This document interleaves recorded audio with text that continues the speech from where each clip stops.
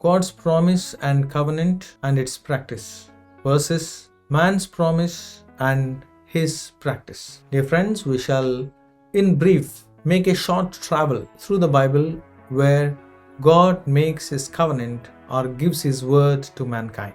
The covenant between God and Abraham consisted three separate parts: the promised land, the promise of the descendants, and the promise of the blessing and the redemption. And God continues to promise to Noah that he would not destroy the world again by a flood. The rainbow serves as a sign that God promised Noah and his family and the human race. God established covenant or promise with people of Israel at Mount Sinai after he led under the leadership of Moses out of Egyptian slavery. With this, God supplies the law that is meant to govern and shape the people of Israel and promised land, and he goes on with David where he makes the promise of dynasty, temple, and God's own son's arrival, and he would never disown his own son and his own chosen race. Call to holiness as his image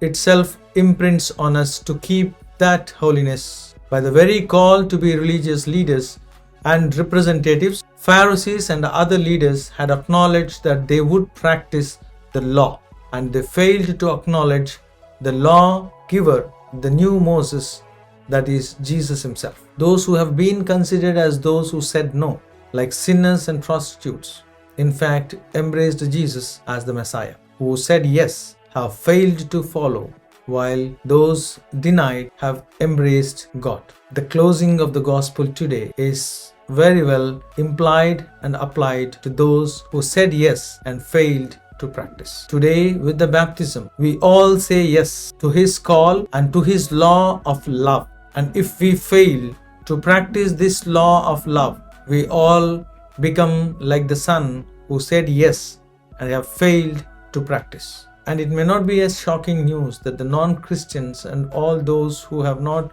formally professed in Jesus may be far ahead of us. It is those who practice are the ones who go blessed. Priests who are ordained to a diocese or religious who are ordained to an order accept and say yes to the laws and the practices of their diocese or the orders. It is not merely saying yes, rather in practicing the laws and the policies of their heads makes them the true followers and people who said yes and following. And it is adhering to these laws and tenets makes someone worthy, righteous, and honest.